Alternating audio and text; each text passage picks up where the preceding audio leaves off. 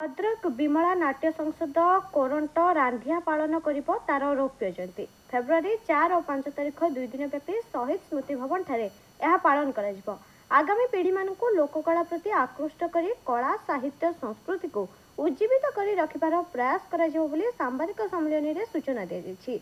उत्सव रे गौरांगचंद्र बारिक निर्देशन रे तृष्णा एवं इंजीनियर प्रद्युत्न सुआरंक निर्देशन रे मु रावण कहूची दुई गोटी लोक नाटक मंचस्थ हेब। छात्र छात्री मध्य पूर्वर अनुष्ठित ओडिसी लोकनृत्य संगीत वाद्ययंत्र एकक अभिनय चित्रांकन प्रतियोगिता रे कृति प्रतियोगी को पुरस्कृत करा सहित प्रतिभा संवर्धना दिया। सभारे बहु विशिष्ट संस्कृति प्रेमी राजनेता योगदान करेंगे बोली नाट्य संसदर सभापति रमाकांत गाहाण संपादक गौरांगचंद्र बारिक प्रमुख सांबादिक सम्मेलन में सूचना देते।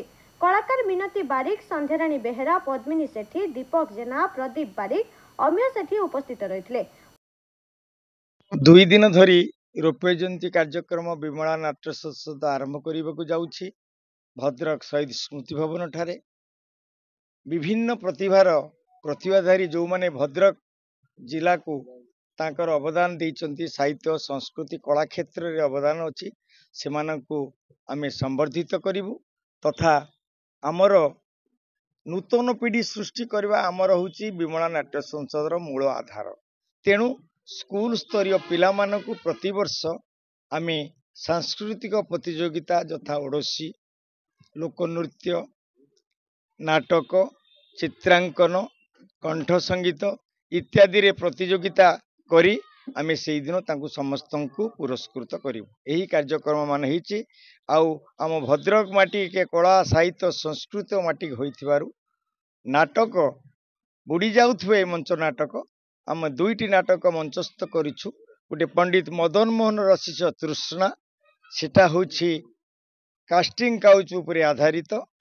आउ द्वितीय नाटक नाट्य निर्देशक भद्रक माटीर गर्व गौरव विजय दास रचित मु रावण कहूची। तांकर मूल तथ्य हैला रावण पुड़ी करिदेले जे आमे अधर्मर विनाश घटिब ताहा नुहे, आमे कलिजुगर रावण मानकु केभली भावे रामर सर द्वारा ताकु विद्ध करा जाउची और प्रत्यक्ष रे सी ताकु सूचाइछंती।